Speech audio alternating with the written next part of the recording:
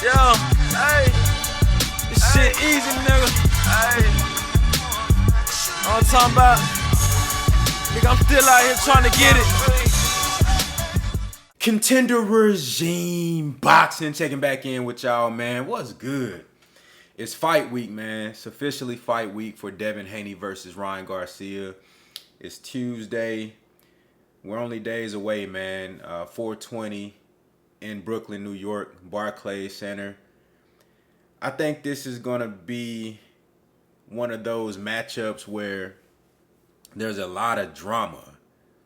Leading up to the fight, we have experienced all of the drama coming from Ryan Garcia, the sparring footage with Tank and Devin. Ryan even released sparring footage with him versus Devin from back in the day. Devin Haney has done a myriad of interviews and there's been so much talk and build up. So we saw and we are seeing the drama leading up to this bout.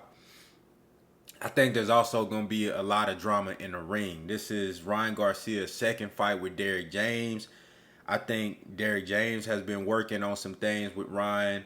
I think we might see, a little bit of adjustments and some additions to Ryan Garcia's game in this fight. At least I'm hoping so. I'm hoping that Ryan Garcia brings some adjustments and some different things to the table and some improvements. I think we're also going to see some improvements from Devin Haney.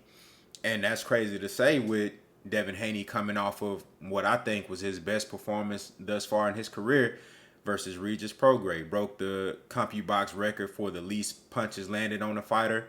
And then he also won every round. And he dropped Regis Prograis in that fight and hurt him multiple times. A lot of people were surprised by the power and dominance that Devin Haney showed in that fight with Regis. And I think, that confidence is only going to get stronger for Devin. And he's going to come into this fight sharper with a lot more, feeling like he got a lot more to prove, because this is a fight that has so much history with he and Ryan Garcia. They're 3-3 in the amateurs. Ryan won the earlier fights. Most of the earlier fights, and Devin won most of the later fights. That's kind of indicative of the progression that we've seen from both these fighters, where, Ryan was a really good amateur, but as he continued to, progress, he hasn't really, evolved into a better fighter, right? One would say that he, hasn't really gotten a lot better. Devin Haney, like I said, he won most of the later fights. And you've seen Devin Haney just continue to progress and get better, which is why the trajectory of their careers look so different when it comes to accomplishment, skill set, and development. So it's a lot of history in this fight, man, and both of these guys are very familiar with each other. But, I think it's going to be a lot of drama. I think Ryan Garcia is going to come out there and really try to hurt Devin Haney. I think I think Ryan Garcia understands that he's not going to be able to compete with Devin Haney skill for skill and middle of the ring, technique for technique, timing for timing, counter for counter. I don't think jab for jab. I don't think, Ryan Garcia is going into the fight to be able to do that with Devin. And I don't think Devin Haney is going to go in there and just try to bum rush Ryan Garcia. I think Ryan Garcia is going to really turn up the heat. I think he's going to give it all he got and throw big shots, a whole lot of haymakers. I think Ryan Garcia is going to try to pressure Devin Haney, but not recklessly. I think that, we're going to see some of that Derrick James and Earl Spence walk you down behind the jab and methodically press you out type shit.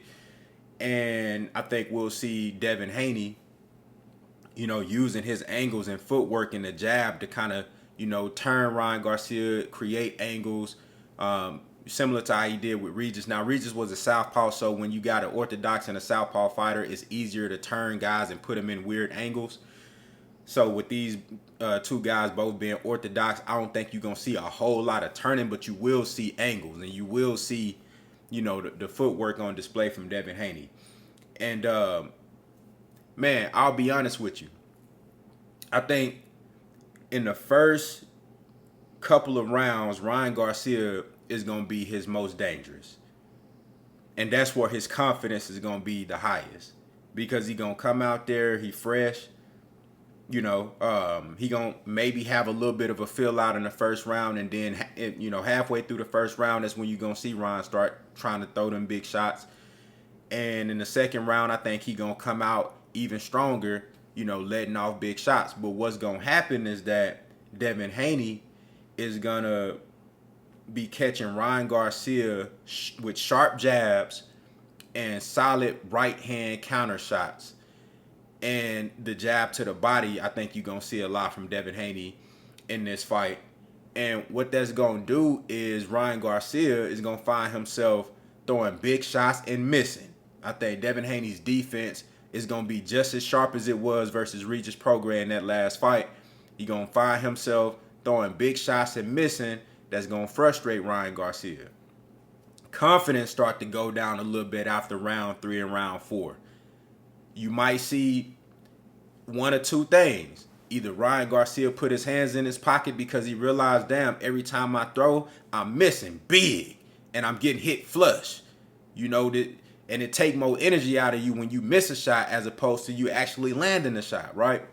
So you throwing big shots, you missing, and on top of that, you getting stung and you getting stung and you getting stung and you getting styled on in front of all these people. You got, you know, millions watching the actual fight, whether they streaming or they purchase the pay-per-view. It's gonna be millions of motherfuckers watching this shit. And then you got people, it's gonna be a nice crowd at the fight. And Ryan Garcia is such a huge, you know, personality, man. He got so many people watching him, and that shit gonna be playing in his head, and it's gonna do one or two things. Either he gonna put his hands in his pocket because his confidence is shot. He like, damn, I can't hit this dude. You know what I'm saying? I can't hit him with the shit that I want to hit him with. Or that might make him act even more erratic, and he'll just start going balls to the wall, just throwing big shit and leaving himself open for even more flush shots from Devin Haney, which is why I'm predicting Devin Haney to stop Ryan Garcia. I know that's unpopular, and I'm open to being wrong. I've been wrong before. I don't mind being wrong. I don't mind coming on here and saying that I was wrong after the fight if a prediction go wrong. I've gotten a lot of predictions right, and I've gotten some predictions wrong. You dig what I'm saying? But I'm predicting Devin Haney to put on a Floyd Mayweather versus Arturo Gatti-esque performance, and I'm predicting Devin Haney to stop Ryan Garcia. I really don't think it's gonna be Derrick James throwing in the towel. We seen Derrick James, he don't throw in no towel. He gonna let your ass get punished. We seen that with Earl Spence and Terrence Crawford. He gonna let your ass take that ass whooping and you gonna get punished. So this stoppage is gonna have to either come from the ref or Ryan Garcia gonna quit. I don't see Devin Haney knocking him out with one shot. I think it's gonna be a TKO. Ref gonna have to stop it, or Ryan Garcia gonna quit. I think this gonna happen later in the fight, maybe round 9, round 10. After so much punishment, after so much embarrassment and getting styled on. And people talk about power all the time, but let's take a page out of Lomachenko's book. Go back and watch Lomachenko versus Nicholas Walters. He stopped Nicholas Walters, but it wasn't because he hit him with some tremendous shot. Nicholas Walters quit. He was getting his ass whooped. He was getting styled on. He couldn't take the embarrassment. What happened with Roberto Duran and Sugar Ray Leonard? No mas. He quit. Not because Sugar Ray Leonard landed some devastating shot. He couldn't take the embarrassment. He was getting styled on. I think you're going to see something like that in this fight with Ryan Garcia. He going to get embarrassed. And I think you're going to see his eye fucked up, nose bleed, you know what I'm saying? Face all scraped up. And I think Devin Haney going to be looking pretty. You dig what I'm saying? Now, I will say Ryan Garcia is going to be dangerous as long as this fight is active. Ryan Garcia is going to be dangerous. And what Devin Haney cannot afford to do is allow Ryan Garcia to get him out of his discipline. If Ryan Garcia come out with all that, crazy emotional fighting, Devin Haney got to stay steadfast and stay even keeled. Don't let him get you out of that. You know what I'm saying? Because if Devin Haney start doing what he did versus Linares, you dominating the whole fight, and then at the end of the 10th round, you get reckless and you get hit with a shot, that's dangerous. Ryan Garcia has speed and power, and he's going to be dangerous as long as this fight is active. So, but I don't see Devin Haney losing. It's cool. This kid is very disciplined, man. He's a pro's pro. He go in and he do his job. You feel me? Just a very disciplined guy, and he's just continuing to mature, man. I got Devin Haney by stoppage. I'm going to call it inside of 10 rounds. I got Devin Haney by stoppage inside of 10. If it does go 12, I wouldn't be surprised. I don't think Ryan Garcia is going to win more than 2 rounds in this fight. I really don't think he's going to win a round. But I don't see Ryan Garcia winning more than 2 rounds in this fight. Y'all let me know what y'all think down in the comments, man. How y'all see this fight going? What's your prediction? And, tell me why you picking what you picking in the comments, man. Contender Regime Boxing. I'll holla at y'all boys, man.